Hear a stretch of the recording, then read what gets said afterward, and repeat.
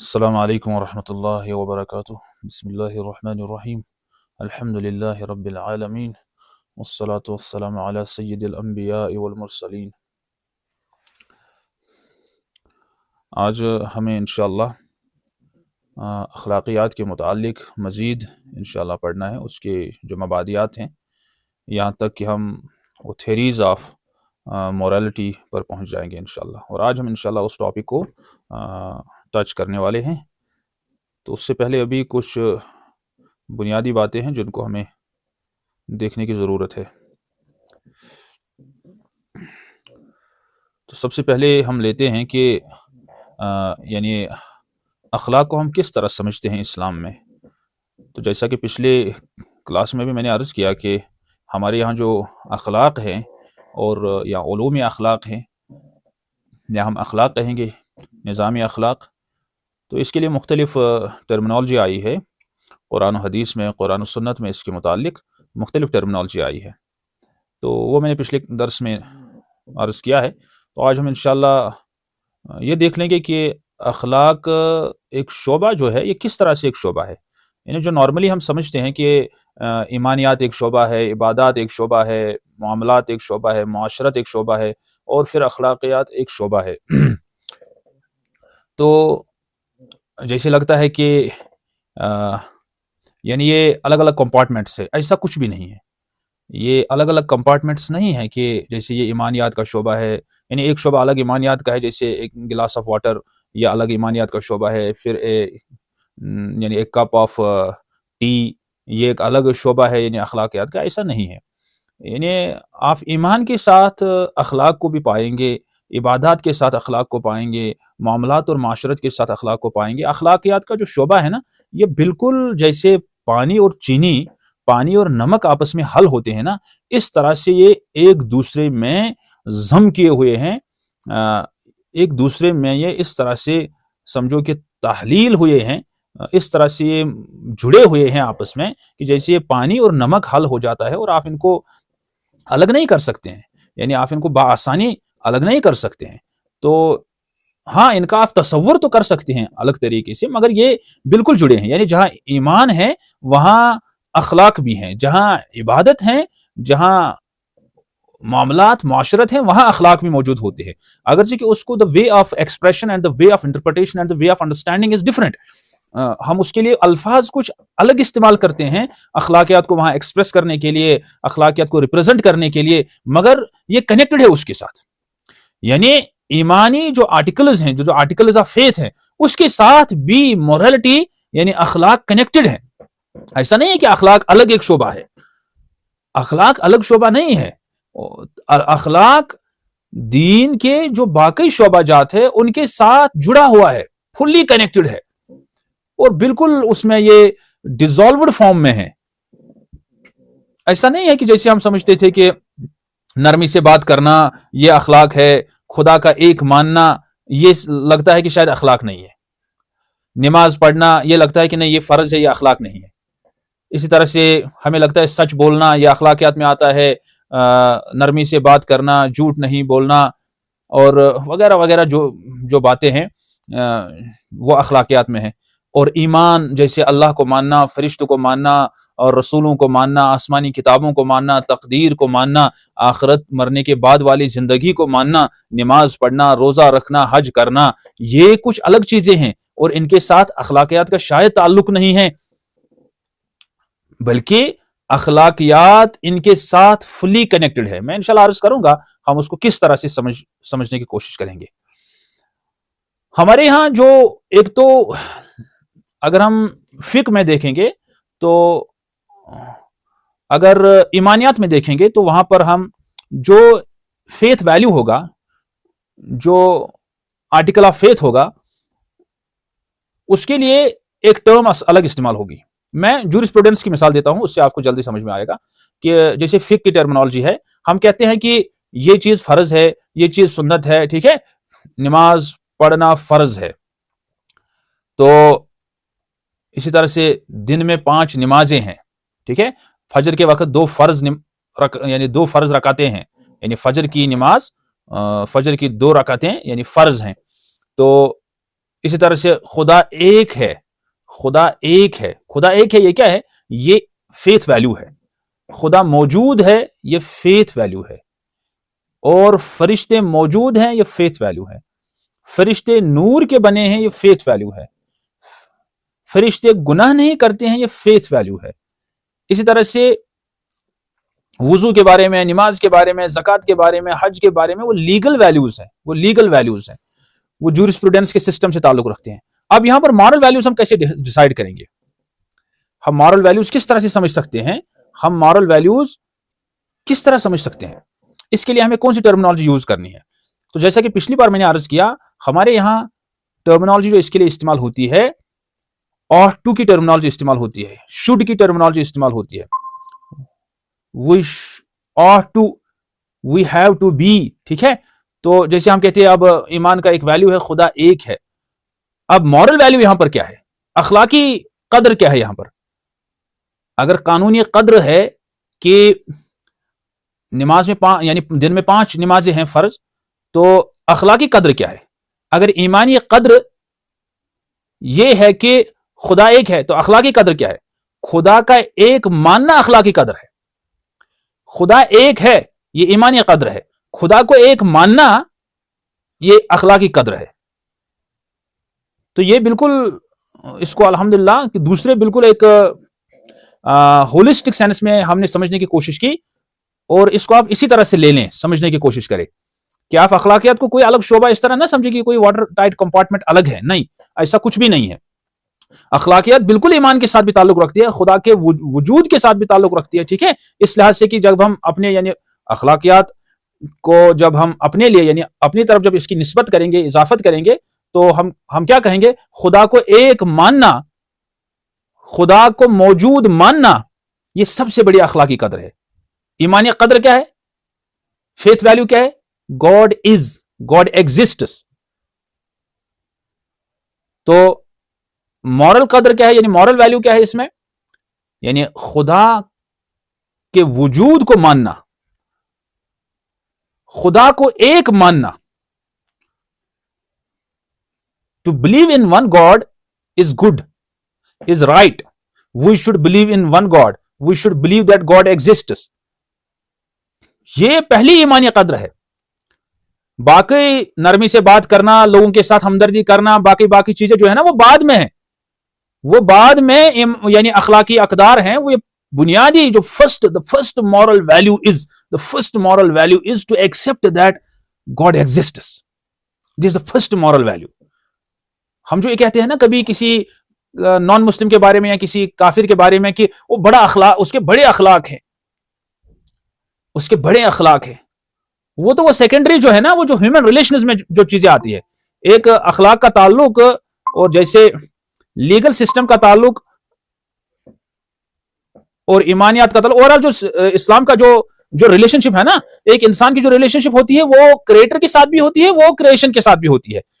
तो क्रिएशन के साथ जो रिलेशनशिप है वो दूसरे दर्जे की है, क्रिएटर के साथ जो रिलेशनशिप है वो पहले दर्जे की है। तो पहले क्रिएटर को रिकॉग्नाइज करना, ये पहली अखलाकी कद्र है, ये फर्स्ट मॉरल वैल्यू है। तो इसीलिए मुझे मैंने जितनी भी अखलाकियात की अक्सर किताबें जो मैंने देखी, उनमें यह कद्र पहले नहीं लिखी होती है, यानी इसको हाईलाइट नहीं किया होता, इसको पॉइंट आउट नहीं किया होता है। उनमें जो अखलाकी अकदार लिखे होते हैं ना, वो हालांकि वो सही है, उसमें कोई शक नहीं है, वो बहुत प्यारी प्यारी बातें हैं, कुरान से माखूज है, सुन्नत से माखूज हैं, मगर जो बुनियादी अखलाकी कद्र है वो खुदा के वजूद को मानना, खुदा को एक मानना, यह बुनियादी अखलाकी कद्र है। खुदा को माबूद हकीकी मानना, यह बुनियादी अखलाकी अकदार हैं। नबी को मानना, रसूलों को मानना, मलाइका को मानना, यह बुनियादी अखलाकी अकदार है। तो इनको हमें यानी ये चीजें हमें पहले समझनी है। तो दिस में भी a different kind of interpretation of morality. मुझे लगता है कि शायद ये पहली दफा हम सुन रहे हैं कि इस तरह से हम अखलाकियात को समझ रहे हैं।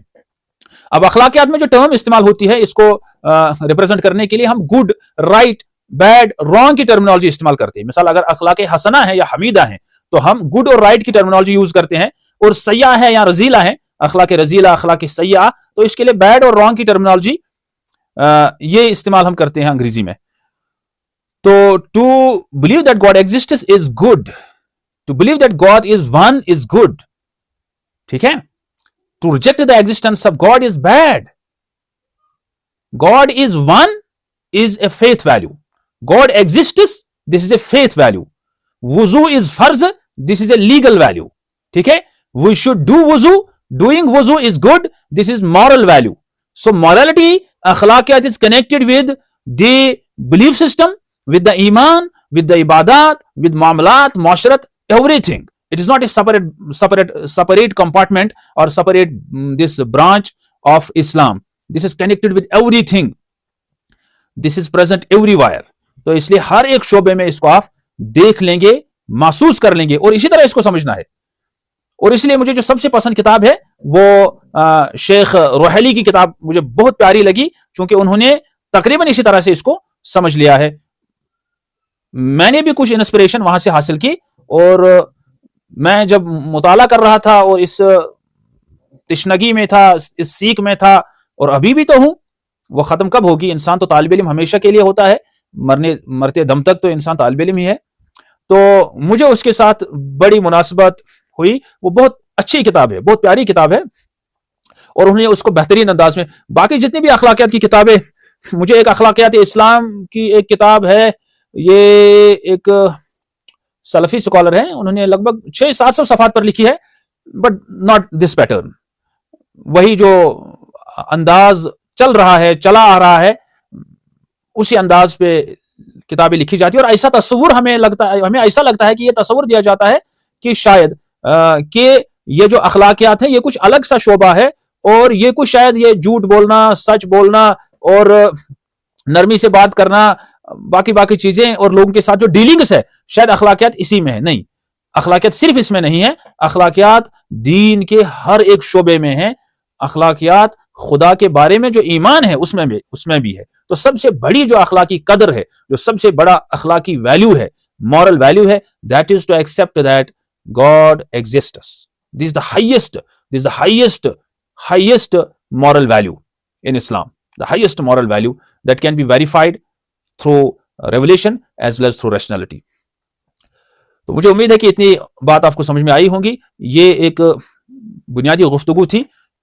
तो आप इसको इस तरह समझ सकते हैं कि आपको पानी का एक गिलास है, और इस गिलास में आपने चीनी, नमक डाला है, आपने चीनी डाली है. तो ये चीनी जिस तरह से इस पानी के हर कतरे के साथ मिली हुई है, इसी तरह से अखलाकियात दीन के हर एक शोबे के साथ, हर एक बात के साथ जुड़ी हुई है, कनेक्टेड है. जहां पर ईमान का वैल्यू है, फेथ वैल्यू है, वहां मॉरल वैल्यू भी है. जहां लीगल वैल्यू है, जूरिस्प्रूडेंस की वैल्यूज हैं, जिसको हम फिक कहते हैं, वहां पर भी मॉरल वैल्यूज हैं. हर जगह पे मॉरल वैल्यूज हैं, हर जगह पे. तो अब मॉरलिटी के ब्रॉडली हम दो यानी टाइप्स लेते हैं. एक ऑब्जेक्टिव मॉरलिटी और दूसरी सब्जेक्टिव मॉरलिटी, यानी मारूजी अखलाकियात और इजाफी अखलाकियात, या हम कहते हैं रिलेटिव मॉरलिटी. अब ऑब्जेक्टिव मॉरलिटी जो है, दैट इज इसको हम इस तरह से समझ सकते हैं कि जो हर जमाने में हर जगह यकसा रहती है, जो बदलती नहीं है, जो टाइम और स्पेस के बदलने से बदलती नहीं है. जैसे खुदा का एक होना, ये बुनियादी अखलाकी कदर है, कभी नहीं बदलती है. आदम अलैहिस्सलाम के जमाने में भी खुदा मौजूद है. खुदा के मौजूद होने को मानना अच्छा है, यह बुनियादी अखलाकी कदर तब भी थी, और आज खुदा के मौजूद होने को मानना, यानी खुदा का मौजूद होना अच्छा है, यह बुनियादी अखलाकी कदर आज भी है. यह तब भी थी, आज भी है. तो बुनियादी अखलाकी कदर खुदा को एक मानना अच्छा है, यह बुनियादी अखलाकी कदर तब भी थी, ऑब्जेक्टिव मॉरलिटी, और यह आज भी है. यह टाइम और स्पेस डिपेंडेंट नहीं है. इंसाफ करना ठीक है, इंसाफ करना अच्छा है, यह बुनियादी अखलाकी कदर तब भी थी, आज भी है. जुल्म करना गलत है, जुल्म करना बुरा है, यह बुरी अखलाकी कदर तब भी थी, आज भी है. यानी ऑब्जेक्टिव मॉरलिटी, मारूजी अखलाकियात. तो इसी तरह से खुदा की इबादत करना अच्छा काम है, हसीन काम है, यह बुनियादी अखलाकी कदर तब भी थी, आज भी, और हर जगह पे है. और यहां इतना समझ लीजिए, खुदा का नाम अगर ना लें, मोहसिन का थैंक यू करना, मोहसिन का शुक्रिया अदा करना अच्छी चीज है. यह अखलाकी कदर है. यह हर जगह, हर जमाने में, हर जगह अखलाकी कदर है. मजलूम पर जुल्म करना, यानी मासूम पर जुल्म करना, यानी मासूम को मारना, मासूम को परेशान करना,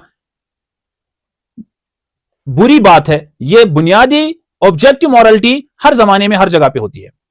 तो ये कुछ मिसालें मैंने अर्ज की, कुछ इसमें से ईमान से ताल्लुक रखती हैं और कुछ इबादत के शोबे से ताल्लुक रखती हैं, मामलात माशरत के शोबे से ताल्लुक रखती हैं।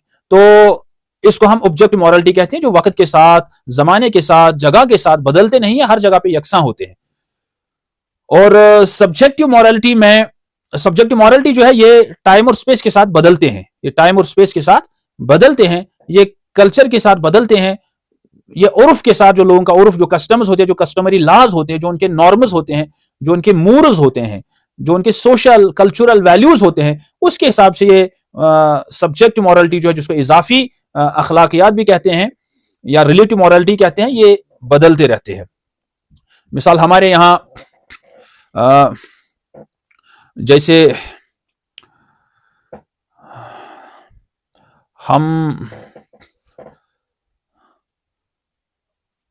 जैसे कोई खातून है, हम जब बस में होते थे, खातून गाड़ी में चढ़ती थी, तो हम ये समझते हैं कि खातून के लिए सीट को खाली करना ये अच्छा है। तो ये हमारे यहाँ कल्चर में ये अच्छा समझा जाता है, अखलाकी कद्र है, मगर ये इजाफी है, हर माशरे में इसको अच्छा नहीं समझा जाता है। तो इसी तरह से हमारे यहाँ दुकान पे अगर सामान लेना है, कुछ सौदा वगैरह लेना है, और अगर खवातीन हूं तो हम उनके लिए जगह छोड़ते हैं, हम इसको अच्छा समझते हैं। अब चूंकि डे बाई डे हमारे यहाँ भी वेस्टर्न वैल्यूज आते हैं, आ रहे हैं, वो हमें खा रहे हैं, हमारे ब्लड में दाखिल हो रहे हैं, तो अब हम भी हिचकिचाहट महसूस करते हैं। अब हम में भी ये तरस नहीं आता है, और हमसे भी ये मॉरल वैल्यूज इरूड होते यानी हो रहे हैं दिन ब दिन। और इसी तरह से हमारे यहाँ एक अखलाकी कद्र है कुरान के हवाले से। हम कुरान पाक को मस्जिद में भी, मस्जिद के यानी ये जो मस्जिद का फर्श होता है, मस्जिद पर जो मस्जिद की में जो मैटिंग लगी होती है, उस मैटिंग पर डायरेक्ट कुरान पाक को नहीं रखते। मगर इसी को अगर आप देखेंगे, मिसाल मिडिल ईस्ट कंट्रीज जो है, वो इसको मिसाल उस पर भी रख सकते हैं, मैटिंग पर भी रखते हैं। यानी उनके यहाँ ये बुरी चीज नहीं है, यानी कुरान पाक को पाक जगह पे रखना बुरा नहीं है, अच्छा है, परमिसिबल है, मुबाह है, कोई गलत चीज नहीं है। तो वो इसको बुरा नहीं समझते हैं। हम इसको बुरा समझते हैं कि अगर हमें पाक मैटिंग भी नीचे हो तो हम कुरान पाक को वहां रखना गवारा नहीं करते हैं। हमारे यहाँ ये भी एक मॉरल वैल्यू है, ये एक अखलाकी कद्र है। तो इसी तरह से हमारे यहाँ इजाफी अखलाकी कद्र बहुत सारे हैं। तो अब ऑब्जेक्टिव मॉरलिटी भी, इसमें भी हसीन और यानी हुस्न क़ुबूह होता है, और ये भी हमीदा और रजीला होती है। और ये जो सब्जेक्ट मॉरलिटी है, इसमें भी हुस्न क़ुबूह होता है, हुस्न और क़ुबूह यानी हसीन और कबीह होना। इसके बाद आप इधर इस रिलेशनशिप को समझ सकते हैं अच्छी तरह से, जो अभी मैं अर्ज कर रहा था। हम लेवल्स ऑफ मॉरलिटी को किस तरह से पहचानें, ये समझ लीजिए आप। ये अब ब्लेंडेड है ऑब्जेक्टिव और सब्जेक्टिव मॉरलिटी को, इसको हमने लीगल वैल्यूज के पैरेलल लगा दिया है, ताकि हमें यह बात समझ में आ जाए कि जहां लीगल सिस्टम एग्जिस्ट करता है, वहां पर मॉरल सिस्टम भी उसके साथ पैरेलल में होता है। और बल्कि इतना नहीं, मैंने अभी अर्ज किया कि बिलीफ के जो वैल्यूज हैं, जो फेथ वैल्यूज हैं, उनको भी आप इसी के साथ समझ सकते हैं। लीगल वैल्यूज, लीगल ओब्लिक, आप यहां पर फेथ वैल्यू लिख सकते हैं, लीगल ओब्लिक फेथ वैल्यू। अब लेवल जो हाईएस्ट लेवल की जो पॉजिटिव कैटेगरी है, अब ये समझो कि पहले हम लेते हैं फर्ज, मुस्तहब, मुबाह, मकरूह और हराम। फर्ज यानी ये पॉजिटिव साइड से हाईएस्ट है, और हराम ये नेगेटिव साइड से हाईएस्ट डिग्री पर है। तो इस पर हम जब मॉरल वैल्यू देखेंगे, highest order goodness, highest order goodness, इसमें क्या आता है? बिलीफ, वर्शिप और जस्टिस। खुदा के बारे में जो यानी जो ईमानियात है, खुसूसन खुदा के बारे में, और फिर खुदा यानी मोहसिन, अल्लाह मोहसिन है, उसका शुक्रिया अदा करना, और फिर इंसाफ करना। ये तीन चीजें ये बुनियादी तौर पर यानी ऑब्जेक्टिव मॉरलिटी में भी आते हैं, और ये हाईएस्ट ऑर्डर गुडनेस में आते हैं, हाईएस्ट लेवल मॉरलिटी में आते हैं। इनका वैल्यू सबसे ज्यादा है। और ये हम आगे इंशाल्लाह देख लेंगे। ये हमें अकली तौर पर भी, मातुरिदी स्कूल ऑफ थॉट जो है, उसमें हम इसको अकली तौर पर भी साबित करते हैं, इन तीन चीजों को।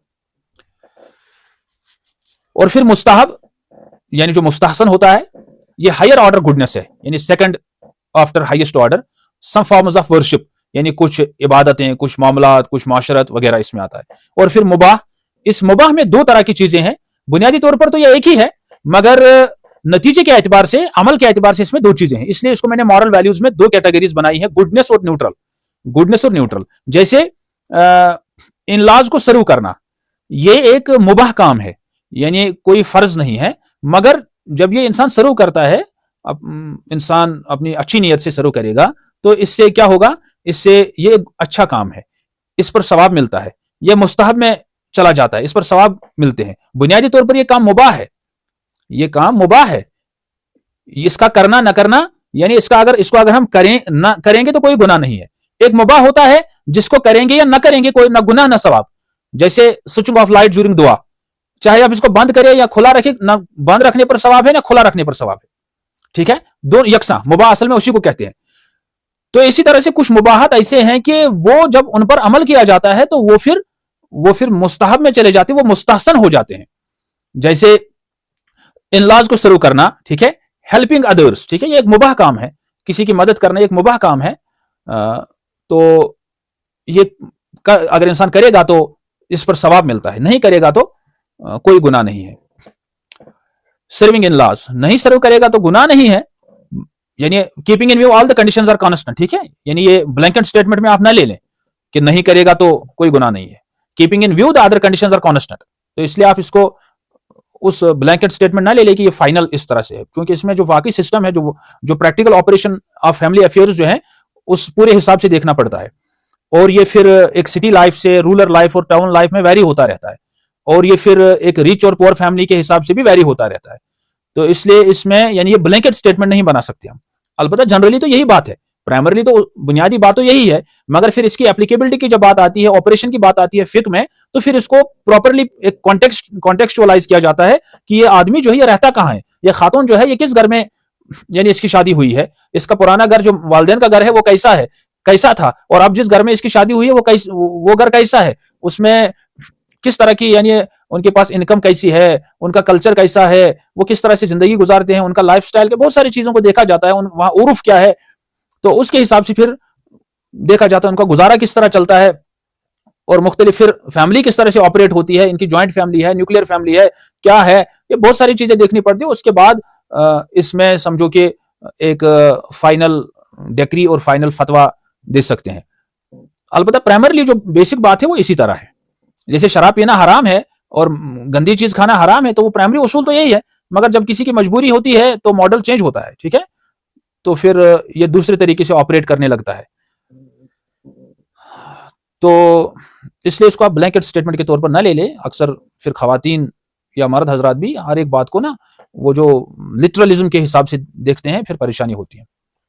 तो इसलिए हर वक्त हमेशा एक पर्टिकुलर सिचुएशन में एक स्कॉलर, एक आलिम और एक माहिर शेख की तरफ रुजू करना होता है, और उससे फिर उस मसले में मुकम्मल राय पूछनी पड़ती है, और उसके सामने पहले यहां से मुकम्मल अपना हाल रखना पड़ता है, पूरा हाल रखना पड़ता है कि क्या सिचुएशन घर में है, क्या हालात है पूरे, और उस पूरी हालत को मद्देनजर रखते हुए फिर वो हल बता देता है। मगर वो जिससे पूछे वो माहिर होना चाहिए, एक्सपर्ट होना चाहिए, और उसका तजुर्बा भी बहुत ज्यादा होना चाहिए। तो इस लिहाज से इसको हम दो वैल्यूज में, मॉरल वैल्यूज में डिवाइड कर सकते हैं। इसी तरह से मकरूह में this is higher order badness, neglecting worship and justice. Then हराम, हाईएस्ट ऑर्डर बैडनेस, डिसबिलीफ और इनजस्टिस, डिसबिलीफ और इनजस्टिस। तो इतनी बात मुझे उम्मीद है समझ में आई होगी। तो अब हम चलते हैं, देखते हैं कि ये जो अखलाकियात हैं ये कहां से आती हैं, इनको हम कैसे समझते हैं, इनका सोर्स क्या है। अब इसको शाह वलीउल्लाह मुहद्दिस दहलवी रहमतुल्लाह ने इस तरह से लिखा है, यानी द गुडनेस और बैडनेस ऑफ कंडक्ट और actions is in between the rational faculty and revelation, यानी ये रैशनल फैकल्टी और रेवलेशन के दरमियान है, इन्हीं दो के माबैन ये मसला है। न ये महज अकल से हल होता है, और रैशनलिटी यानी रेवलेशन से तो हल होगा, मगर चूंकि रेवलेशन हर जगह पे अवेलेबल हर वक्त नहीं होती है, तो रेवलेशन तो काफी है, रेवलेशन तो काफी है, मगर हर जगह और हर वक्त रेवलेशन नहीं होती है, तो इसलिए हमें अकल को इसमें लेना पड़ता है, वरना रेवलेशन काफी है। तो तीन तरह से इन्होंने इसको समझने की कोशिश की है, और उन तीन जो कंडीशंस है उनमें से दो महज अकली है, यानी दो चीजें तो, दो सोर्सेस तो महज अकली हैं जिससे हम किसी चीज के अच्छा और बुरा होने को समझते हैं, और एक यह है कि जिससे हमें यानी रेवलेशन की जरूरत पड़ती है। एक तो है नंबर एक सिफात कमाल और सिफात नुकसान। यानी अगर किसी चीज में, किसी एक्शन में सिफत कमाल है, उसमें यह प्रॉपर्टी है, उसमें यह फीचर है कि उसमें नोबिलिटी है, या उसमें नुकसान है, तो फिर उस बुनियाद पर हम ये डिसाइड करते हैं अकली तौर पर कि यह चीज अच्छी है या बुरी है। जैसे हम कहते हैं हुस्न क़ुबूह, गुडनेस, ट्रूथ है, जैसे सच बोलना, ट्रूथ, ठीक है, जैसे सच बोलना है, ये इसमें हुस्न है, इसमें हुस्न है, सच्चाई में हुस्न है, सच जो है इसमें हुस्न है, इसमें गुडनेस है, ये नोबल क्वालिटी है। अब इसकी मटेरियल एग्जांपल क्या है? जैसे डेट्स हैं, यानी हनी है, डेट्स हैं, तो ये इसकी मटेरियल एग्जांपल है। अब इसके भी लिमिटेशंस हो सकते हैं। मिसाल अगर कोई डेट्स तो इंट्रिंसिकली एक अच्छी चीज है, मगर फिर नतीजे के एतबार से अगर कोई इंसान डेट्स इतने खाए, मिसाल 2-3 किलो एक बार ही खा ले, तो फिर देख लेंगे क्या हो जाएगा।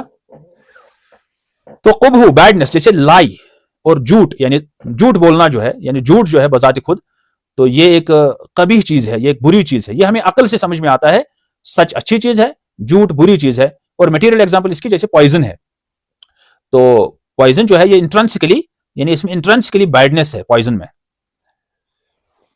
इंसान के एतबार से अगर हम इसको देख लेंगे, या इस लिहाज से भी देख लेंगे कि पॉइजन विद रेस्पेक्ट टू, यानी respectively poison is of different kinds. Something happens to be poison for human being, something happens to be poison for a tree, and something happens to be poison for an animal.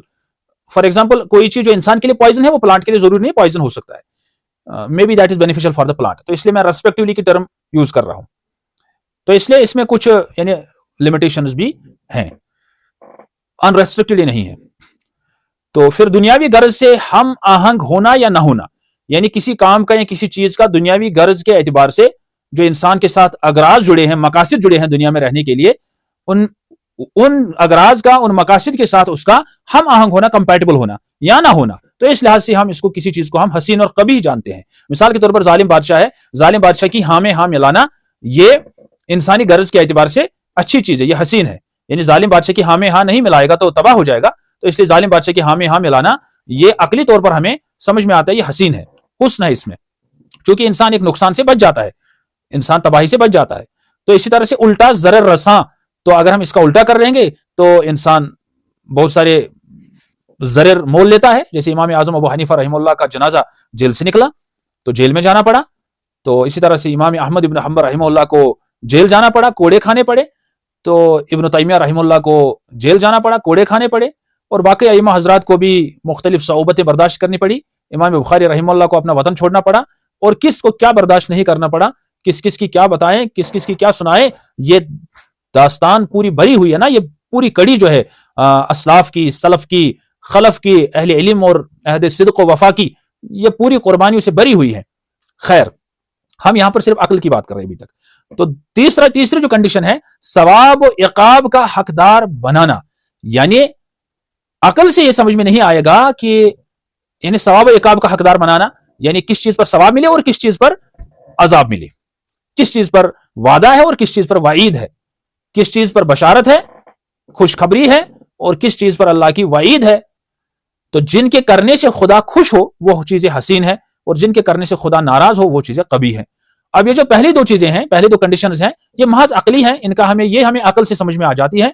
और जो तीसरी सूरत है, ये हमें अकल से समझ में नहीं आती, इसका हमें अकल से कुछ भी समझ में नहीं आएगा। ये महज नकल पर मबनी है, ये महज रेवलेशन पर डिपेंडेंट है। तो ये तीन सूरतें हमारे सामने वजूद में आ गई। अब जो तीसरी सूरत है, यानी जो पहली दो सूरतें हैं, ये हमें अकल से समझ में आती है और इस पर एग्रीमेंट है, यानी इस पर एग्रीमेंट है अहले इल्म का बहुत हद तक। अलबत्ता जो तीसरी सूरत है, सवाब व इकाब का हकदार बनाना, इस पर डिसएग्रीमेंट है, और मेनली इस पर मुतजिला, कर्रामिया और इमामिया जो रवाफिज है उनका इख्तिलाफ है।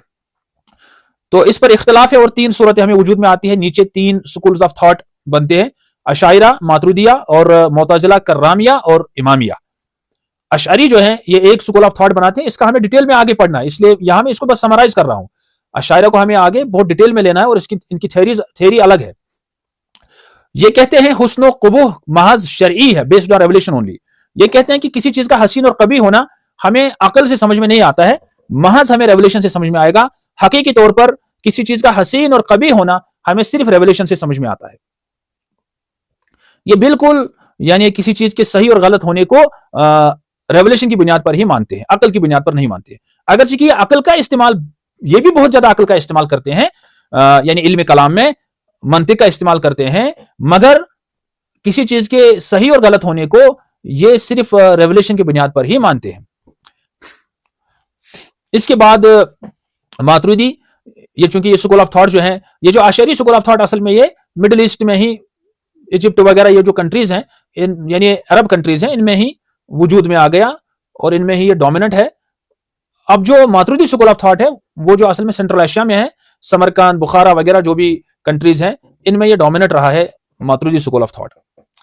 इमाम अबू मंसूर मोहम्मद अल मातुरीदी रहिमहुल्लाह। तो अबू मंसूर अल मातुरीदी यानी उनका नजरिया क्या है? अकल एज वेल एज नकल, यानी अकल और रेवलेशन, यानी इन दोनों से हमें ये तीनों चीजें समझ में आ जाती है। तो मिम वजहन अकली यानी कुछ चीजें हमें अकल से समझ में आती हैं, और मिम वजहन शरई कुछ चीजें हमें शरा से, रेवलेशन से समझ में आती है। यानी वज़े असली के एतबार से हुस्न क़ुबूह जो अकल से समझ आता है, और सवाब इक़ाब शरई से साबित होता है। यानी बुनियादी तौर पर हम किसी चीज के सही और गलत होने को अकल से तो समझ सकते हैं किसी हद तक, नॉट अनरेस्ट्रिक्टेडली, ये समझ में याद रख लीजिए। अभी तो मैंने अर्ज किया पहली सूरत जब मैंने अर्ज की कि पॉइजन की बात आ गई, तो but to a larger extent we can understand the हुस्न एंड क़ुबूह, the goodness and badness in the actions or in the things to be used or to be eaten by using our rational faculty.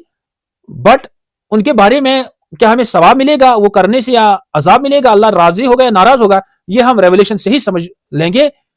तो इसके लिए हम dependent है revelation पर। यह मातुरीदी नजरिया है। इसके बाद मुतज़िला, कर्रामिया और इमामिया नजरिया यह है कि हुस्न क़ुबूह महज अकली है। ये कहते हैं कि हम किसी चीज का, किसी अमल का, किसी एक्शन का और किसी चीज का हसीन और कबीह होना, अच्छा और बुरा होना सिर्फ अकल की बुनियाद पर समझ सकते हैं, अकल की ही बुनियाद पर समझते हैं। शरा सिर्फ पर्दा उठाते हैं, यानी जो शरई दलाइल है, जो रेवलेशन है, उससे सिर्फ किसी चीज के बारे में एक पर्दा हम उठाते हैं, बाकी हम अकल से उसको अच्छी तरह से समझते हैं। ये बस एक कन्फर्मेटरी रोल प्ले करता है। खुदा पर लाजिम है अच्छे काम का हुक्म और बुरे काम से रोकें। यानी ये समझते थे खुदा पर ये लाजिम है कि जब वो किसी काम का हुक्म दे वो काम डेफिनेटली अच्छा ही होता है, और जिस काम से वो रोके वो काम बुरा ही होता है। तो ये भी एक गलत नजरिया है, खुदा पर कोई चीज लाजिम नहीं है। जैसे कुछ लोग समझते थे जब मालिकी यौमिद्दीन ये आयत नाजिल हुई, यानी सूरह फातिहा नाजिल हुई, उसमें मालिकी यौमिद्दीन भी है।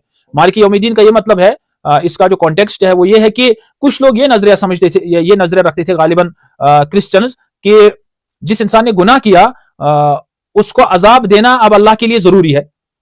यानी जिस इंसान ने गुनाह किया और अल्लाह को उस इंसान को अजाब देना जरूरी है, अल्लाह उसको माफ नहीं कर सकते।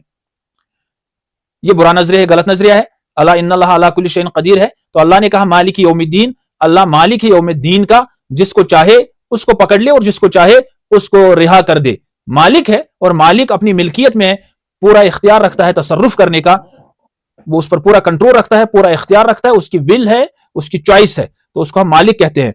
तो ये आयत जो है उस आइडिया को रिफ्यूट कर रही है। अल्लाह पर किसी को अजाब देना और किसी को जन्नत देना लाजिम नहीं है। अलबत्ता अल्लाह ने जिन चीजों में वादा किया है, इन्नल्लाह ला युखलिफुल मिआद, अल्लाह ताला उन वादों को तोड़ेंगे नहीं, उन वादों को अल्लाह पाक तोड़ेंगे नहीं। खैर, ये ज़िम्नन ये बात बीच में आ गई। इसके बाद यहां हम इसको थोड़ा देख लेते हैं और इसकी फिर इंशाल्लाह, अभी कितना टाइम बचा है? हाँ ठीक है, अभी थोड़ा सा देख लेंगे, आगे तो बहुत लंबा सफर है।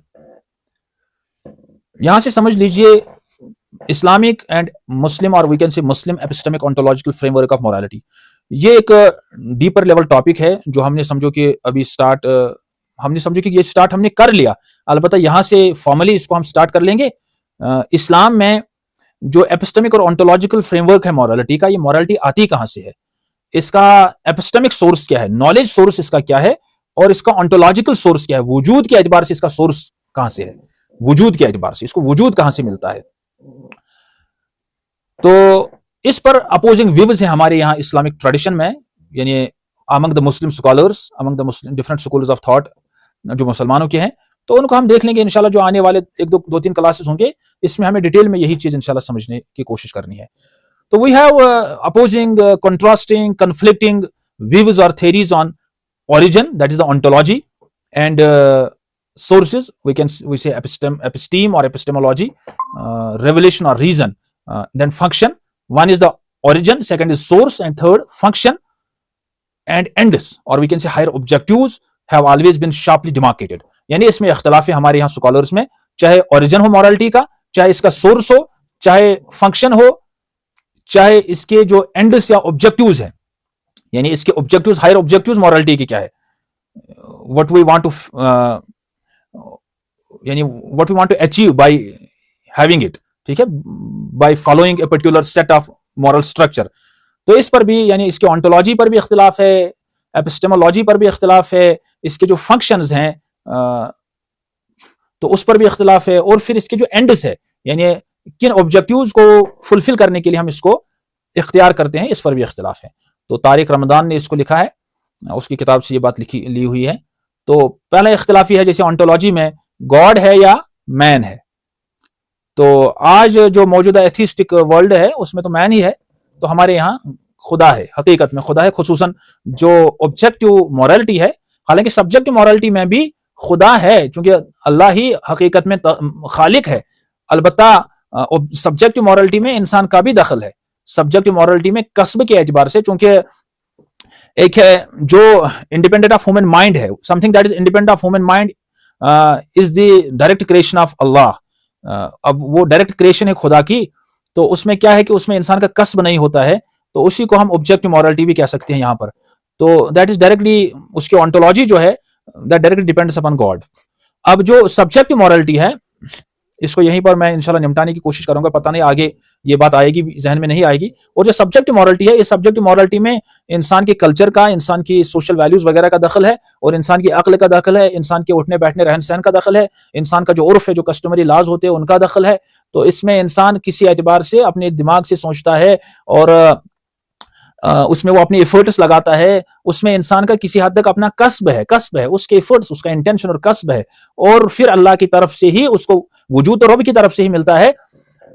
तो यहाँ पर यानी सब्जेक्ट और ऑब्जेक्टिव मॉरलिटी के हिसाब से ऑब्जेक्टिव इज कंप्लीटली, उसका ऑन्टोलॉजिकल सोर्स गॉड है, और सब्जेक्टिव में खुदा तो खालिक है मगर इंसान कासिब है, कीफ अलिफ सीन बे। और सोर्सेज की जहां तक बात है, तो यानी एपिस्टेमिक सोर्सेज की, नॉलेज सोर्सेज की, कि हम जो आइडिया बनाते हैं मॉरलिटी का, उसका सोर्स क्या है, यानी आइडिया जो मॉरलिटी का है वो उसका सोर्स क्या है, वो किस नॉलेज से हमें मिलता है, वो हम अकली उलूम से जानते हैं, वो हम एक्सपीरियंशियल नॉलेज से जानते हैं, वो हम टेस्टिमोनियल नॉलेज से जानते हैं, किस नॉलेज से जानते हैं। तो उसमें भी दोनों सोर्सेज हमारे यहाँ इस्तेमाल होते हैं। तो अब जैसे मुतज़िला है, तो मुतज़िला के यहाँ तो एब्सोल्युटली सिर्फ रीजन इस्तेमाल होता है, और अशायरा के यहाँ एब्सोल्युटली रेवलेशन इस्तेमाल होती है, और मातुरिदी जो थॉट है उनके यहाँ दोनों इस्तेमाल होते हैं। तो हमें नटशल में अभी यहाँ पर इस लेवल पर कहेंगे, दोनों इस्तेमाल होते हैं। फंक्शन दैट इज कंट्रोल और orientation of knowledge, this is the third. अब इस पर हमें असल में गुफ्तगू नहीं करनी है, हमें पहले दो पर बात करनी है, ऑन्टोलॉजी और एपिस्टेमोलॉजी पर। And fourth is the ends और हायर ऑब्जेक्टिव्स, इससे हम क्या फुलफिल करना चाहते हैं, what we want to achieve. तो एक डिवाइन यानी अल्लाह की रजा होती है, और कुछ ह्यूमैनिस्टिक या यूटिलिटेरियन वैल्यूज होते हैं, यानी यूटिलिटेरियन एंड्स होते हैं कि हमें कुछ फायदा हो, दुनिया में किसी को फायदा हो, और इंसानों के एतबार से, यानी एक इंसान को दूसरे इंसान को फायदा हो, और इंसानी नजरिए को फायदा हो, या इंसान सेंट्रलाइज हो जाए, इंसान सेंटर स्टेज पर आ जाए, जैसे ह्यूमैनिस्टिक्स का आइडिया है कि इंसान ही सेंटर पर है। वो खैर ये भी एक अलग बहस है, इसमें हम नहीं जाएंगे। ह्यूमैनिज्म जो है ना, ह्यूमैनिज्म इंसान को ही मरकज कायनात समझता है, वो खुदा को मरकज नहीं समझता है। Then positions have remained adversarial, polarized and often irreconcilable to this day। जैसा कि अभी मैंने अर्ज किया, अशरी बिल्कुल अलग है, मातुरिदी बिल्कुल अलग है, और बीच में, यानी नहीं, मुतज़िला बिल्कुल अलग है और मातुरिदी बीच में है। वो दोनों में बैलेंस मेंटेन करने की कोशिश करते हैं, वो रेवलेशन को भी लेते हैं और रैशनैलिटी को भी लेते हैं। Many trends within the Islamic tradition or relationship between the scriptural sources and reason। जैसे फिलोसोफर्स हमारे यहाँ है, एक ग्रुप इनका है फिलोसोफर्स का, जैसे मुतज़िला है या रैशनलिस्ट्स हैं, और इनमें तो अभी मैंने अर्ज किया कि कर्रामिया वगैरह भी थे और इमामिया भी। तो ब्रॉडली जब हम फिलोसोफर्स की बात करेंगे तो मुतज़िला की ही बात करते हैं। they followed the Greek tradition, the Hellenic tradition, privileged reason on revelation. That is, revelation just plays role of confirmation. अभी मैंने ये अर्ज किया. Then theologians, इसमें मुतकल्लिमून में इल्म कलाम में दो बड़े स्कूल्स आ गए, जैसे अशराइटस एंड मातुरिडाइटस. अशरी जो है वो सिर्फ रेवलेशन को मानते थे, और Maturidi they try to reconcile revelation and reason. They try to strike a balance between the two and used both of them in a harmonious manner. So ethical values can thus claim two sources. The first is man, who is in his primordial nature, his fitrah relies upon his reason, finding in it the brotherhood of man. And second, beyond it, by way of revelation, common ethical and universal values laid down by both human and transcendent divinity. यानी दोनों sources हैं हमारे यहाँ epistemic sources. एक तरफ से इंसान है जिसका एक यानी इंटरनल एक प्रेडिस्पोजिशन है, जिसको हम फितरह कहते हैं, जो इंसान का ह्यूमन नेचर है, जो फितरत है. और उस फितरत के साथ इंसान को अक्ल है, जो फितरत यानी अक्ल को इस्तेमाल करती है, और फिर उस अक्ल का इस्तेमाल करके इंसान बहुत सारी चीजों को जानता है. और दूसरा सोर्स है जो अक्ल से बाहर है, वो रेवलेशन का सोर्स है, उससे भी बहुत सारी चीजें हम जानते हैं, और दोनों को मिला के हम कुछ कॉमन एथिकल और यूनिवर्सल वैल्यूज समझते हैं by using both human rational faculty. That is actually the primary endowment of God. वो तो अल्लाह की तरफ से एक एंडोमेंट है, एक ब्लेसिंग है. अब खैर, ये एक जब हम रैशनलिटी को इस्तेमाल करें मुसलमान, इसका मतलब कुछ और होता है, और जब मगरिब वाले रैशनलिटी को इस्तेमाल करें एथिस्ट, इसका मतलब कुछ और होता है. हमारे यहां जो रैशनलिटी है ना, ये भी चूंकि खुदा का ही देन है, हम अपने आप को कुल्ली तौर पर यानी हम अपने आप को इंडिपेंडेंट नहीं यानी इंडिपेंडेंट समझकर नहीं ये करते हैं, क्योंकि हम ये कहते हैं कि ये जो अकल है, ये जो फितरत है, ये तो अल्लाह की तरफ से है, और अल्लाह की तरफ से एक ब्लेसिंग और एक एंडोमेंट और गिफ्ट है. तो इन ए वे ये भी एक डिवाइन डिपेंडेंस इस पर है, इन ए वे पार्टली. तो बट जब एथिस्ट्स अकल का इस्तेमाल करते हैं, उनके यहां अकल इस्तेमाल करने का मतलब कुछ और है. वो इंसान को खुद मख्तार समझते हैं, इंडिपेंडेंट समझो, खुदा को मानते ही नहीं है. वो अकल को प्रोडक्ट ऑफ मटेरियल समझते हैं, द प्रोडक्ट ऑफ मटेरियल, और हम अकल को गिफ्ट ऑफ अल्लाह समझते हैं, ब्लेसिंग ऑफ अल्लाह. ये तो अल्लाह की तरफ से जो ब्लेसिंग है, जो गिफ्ट है खुदा की तरफ से, ये कोई मटेरियल प्रोडक्ट नहीं है, मटेरियल आउटपुट नहीं है कि हमारी बॉडी में डिफरेंट एटम्स और केमिकल प्रोसेसेस हुई, उनके नतीजे में, या जो प्रॉपर अरेंजमेंट हमारी बॉडी में जो डिफरेंट ऑर्गन्स और मॉलिक्यूल्स का है, उनके नतीजे में अकल बन गई. नहीं, मगरिबी जो साइंसदान है, उनका नजरिया यही है कि वो समझते हैं कि ये जो अकल है ना, ये तो it is the product of the physical material. इसी थॉट को हम फिजिकलिज्म कहते हैं. न्यूरो साइंस में या जो वेस्टर्न लिटरेचर है, उसमें इसको फिजिकलिज्म कहते हैं, या फिलोसफिकल नेचुरलिज्म कहते हैं. फिजिकलिज्म इज बेटर टू से हियर. तो वो इसको इसी तरह समझते हैं. न्यूरो साइंटिस्ट जो आज उनके हैं, वो समझते हैं जो हमारी अकल है, या पहले से उनका ये नजरिया चला आ रहा है कि ये तो प्रोडक्ट ऑफ मटेरियल है, ये मटेरियल का एक पर्टिकुलर अरेंजमेंट है, that is harmonious for the giving birth to the अकल, द कॉन्शियसनेस. अब वो इसका आउटपुट समझते हैं. तो हमारे यहां जब अकल का नजरिया आएगा वो कुछ और है, उनके यहां जो अकल का नजरिया आएगा वो कुछ और है. हमारे यहां अकल का इस्तेमाल करके बंदा काफिर नहीं होगा, उनके यहां अकल का इस्तेमाल करके बंदा, उसके यहां कुफरिया नजरिया होता है. ये बहुत फर्क है. हालांकि अगर आप आम इंसान को ये बात कहेंगे ना, एक आम लेमैन को, किसी स्कूल यूनिवर्सिटी के स्टूडेंट को कहेगा आप you are playing dual policy, you are having duality. हालांकि इसमें कोई ड्युअलिटी नहीं है. हमारे यहाँ we are connected with something else, और हमारे यहाँ ये इनबिल्ट है, ये अंडरस्टैंडिंग, ये थॉट, ये बिलीफ. और उनके यहां भी अपना एक इनबिल्ट एक अंडरस्टैंडिंग है, और उनका एक अपना एक इनबिल्ट बिलीफ है. इस बात को भी आपको ना बारीकी से देखने की जरूरत है. तो यहां पर हम पहुंच गए कि सोर्सेज जैसे फितरा है, अल फितरत Salima based on rational faculty, revelation that is testimony, और उसमें मुतवातिर, मशहूर, अहाद, और फिर कॉन्सेंसस ऑफ यानी सहाबा एंड ताबाईन एंड अदर स्कॉलर्स. देन इज्तिहाद और क़ियास, रिकॉन्सिलेशन, उसमें तत्बीक वगैरह, और फिर analogy, higher objectives taken into consideration, यानी उसको कहते हैं मकासिद शरिया, कस्टम, उसको उर्फ कहते हैं, not in contradiction to revelation और नेसेसरी लॉजिक. अब इसको किस तरह से हम रिकॉन्साइल करते हैं, वो तो हमने एपिस्टेमोलॉजी में अर्ज किया है कि how this epistemic model operates, कि हमारे पास जब एक अकली दलील होती है और फिर नकली दलील होती है, रैशनलिटी, एक रैशनल कंक्लूजन होता है, और फिर एक रेवलेशन, एब्सोल्यूट रेवलेशन होती है, तो उसको किस तरह से हम रिकॉन्साइल करते हैं. और उसके 4 केसेस है. We have the conclusive rational conclusion, conclusive rational conclusion, and we have the conclusive or absolute revelation. and we have approximate rationality, and we have approximate